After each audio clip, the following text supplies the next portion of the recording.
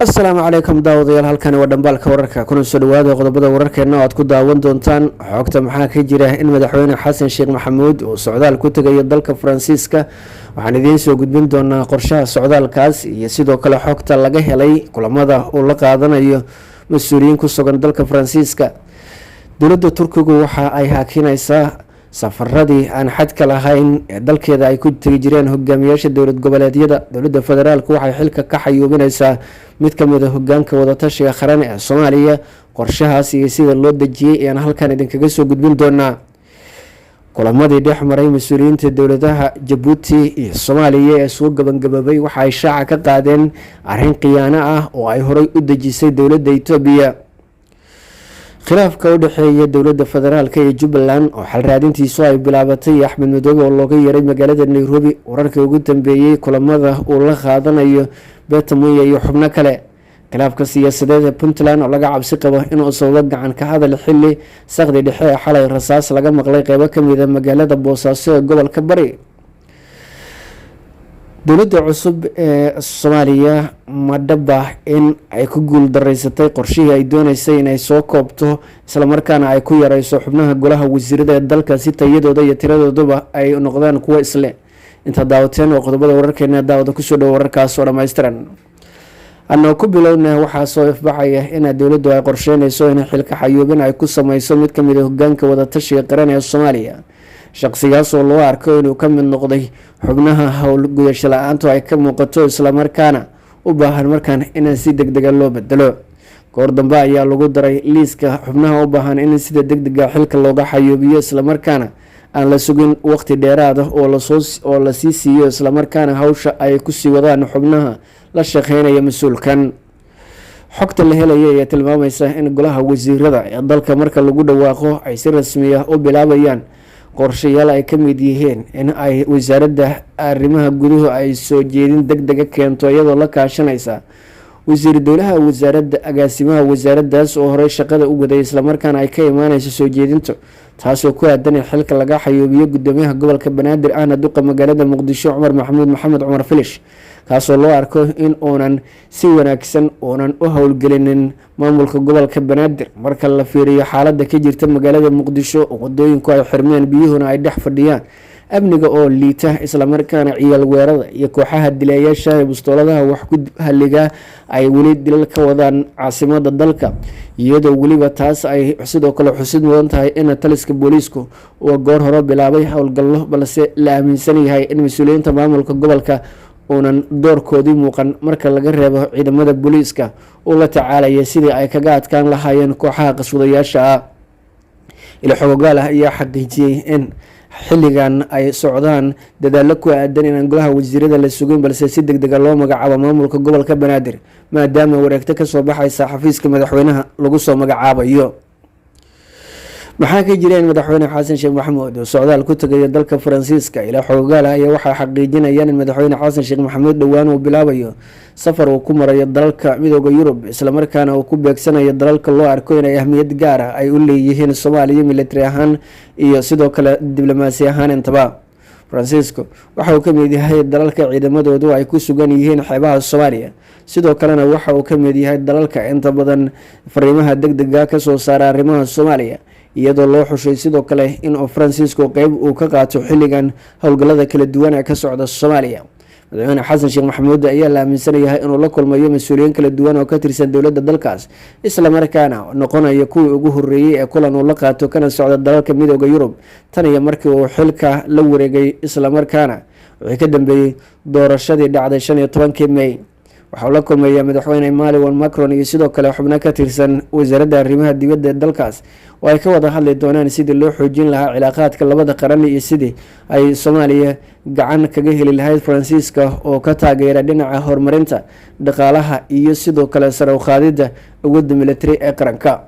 faransiiska ayaa dhowr jeer ku hanjabay inuu ka mid noqonayo howlgallada ka socda soomaaliya, isagoo weliba sheegay in uu biritaari doono ciidamada dalalka saaxiibka la Soomaaliya sida dalalka midooda Yurub oo taageerada ku bixiya howlgalka midooda Afrika iyo sidoo kale inay si toos ah ciidankiisu ay qayb kaga qaadanayaan taageerasiinta farsamo iyo sidoo kale ciidan ee midooda Afrika gaar ahaan ciidanka ATMIS. si walbaba ha ahaatee xogta la helayo ayaa waxay ku soo aaday xili ay jiraan warar tilmaamaya in dowladda cusub ee Soomaaliya ay ka mid noqotay hogaamiyaashii hore ee Soomaaliya oo qaarkood ay kulamo kala duwan ay la qaateen mas'uuliyiin ka socota Israel kuwaas oo danaynaya in la ballaariyo xiriirka Soomaaliya iyo sidoo kale Israel kuwaas oo laga yaabo inay xilliganba ay ku sugan yihiin dalka Faransiiska maadaama xiriir wanaagsan labada dhinac ka dhaxeeyo. kulankii ay wada qaateen madaxweynaha Soomaaliya Xasan Sheekh Maxamuud iyo sidoo kale madaxweynaha dalka Djibouti Mudane Ismaaciil Cumar Geelle ayaa waxa uu gosha ka dooxay arrin khiyaano qaran ahayd oo qarsoonayd isla markaana ay horay u sameysay dowladda Itoobiya. sida la aaminsan yahay waxaa soo ifbaxday in dowladda Itoobiya oo horay madaxweyne Maxamed Cabdullaahi Farmaajo oo la gashay heshiis ku aadan kala bedelasho qaad iyo kalluun in haba yaraatee ayna dhaqaajinin hawshaasi isla markaana qaadku uu si toos ah u tagi jiray gobolada kala duwan ee dalka, taasoo ay sii dheertahay in adeegyada kontrabaanka dunida ka iyo sidoo kale dambiilayaasha khamriga ka ganacsadaaba intuba ay si toos ah u geli jireen gudaha Soomaaliya gaar ahaan gobolada koonfurta iyo bartamaha Soomaaliya iyo gobolada waqooyi intaba. waxaa sidoo kale soo ifbaxaysa in xukuumadda madaxweyne Abiy Ahmed ay bilowday hanjabaad adag oo ay u dirayso fila Soomaaliya kuna aadan inaan dhanna looga weecan karin heshiisyadaas iyadoo weliba aan la soo hadal qaadayn waxa ka fulay iyo sidoo kale in ay qaarkood fuleen ama fuli waayeen. waxay doonaysaa oo kaliya in diiradda la saaro in heshiiskaas qalinka lagu duugo isla markaana aan haba yaraatee wax falaqeyn iyo dib u eegis toona aan lagu samaynin. labada dowladood ee Soomaaliya iyo Djibouti ayaa waxa ay ku heshiiyeen inay sare u qaadaan iskaashigooda heer gobol isla markaana ay qayb ka noqdaan dalalka danaynaya inay xiriir ganacsi noqdaan. waxaa dhinaca kale madaxweyne Ismaaciil Cumar Geelle uu ka soo horjeestay agabyada kala duwan ee maandooriyaasha ee sida tooska ah loogu fasaxay gudaha Soomaaliya isla markaana ah tartanka ka dhaxeeya dowladaha Kenya iyo sidoo kale dowladda Itoobiya oo ayna dadaal badan ku bixinaysa sidii maandooriyaha qaadka ay ugu sii daabuli lahayd Soomaaliya. dowladda Turkiga ayaa waxa ay yareynaysaa safarada aan xadka lahayn ee dalkeeda ay ku tagaan hogaamiyaasha dowlad goboleedyada kadib markii dowlad cusub oo xiriir wanaagsan la leh dowladda Turkiga ay la wareegtay talada Soomaaliya. waxaa bilowday qorshaha madaxweyne Erdogan iyo wasaaraddiisa arrimaha dibadda ay kula soconayaan dhaqdhaqaaqa siyaasiyiinta iyo sidoo kale xubnaha kale kuwaas oo dalka Turkiga u taga abaabulo kala duwan oo ay ka mid yihiin inay dhaqaale ka raadiyaan jaaliyadaha iyo sidoo kale hay'ado kala duwan iyo in qaarkoodba ay isku dayayaan in ay Turkiga ka dhaadhiciyaan in uu meesha ka saaro xiriirka uu la leeyahay dowladda dhexe ee Soomaaliya. hogaamiyaasha dowlad goboleedyada ayaa lagu wargeliyay in aynan sameyn karin kulan duceedyo toos ah oo ay ku yimaadaan dalka Turkiga isla markaana ay la qaataan mas'uuliyiinta wadankaasi. waxaa la ogol yahay in hogaamiyaasha heerarka isku midka ah ay kulamo yeeshaan oo ay ka wada arrinsadaan awoodaha hoose iyo sida ay tahay in labada dowladood ay u sii daadejiyaan wada shaqeynta iyo saaxiibtinimada ka dhaxaysa. maamulada goboladu waxa ay la kulmi karaan maamulada gobolada kale marka ay haystaan ogolaanshaha dowladda dhexe ee Soomaaliya iyo sidoo kale dowladda Turkiga oo labaduba wada ogolaada. sidaasi waxaa meesha kaga baxaya hogaamiyaasha dowlad goboleedyada oo aan iyagu haysanin hogaamiyaal dowlad goboleedyo kale oo ay kulan la yeeshaan haddii aynan la kulmaynin mas'uuliyiinta heerarka gobolada iyo sidoo kale degmo ee wadanka Turkiga. dowladda Turkiga ayaa xakameynaysa dhaqdhaqaaqa siyaasiyiin kala duwan oo tagaya dalka Turkiga kuwaas oo dowlad goboleedyada qaarkood ay ugu horeeyaan.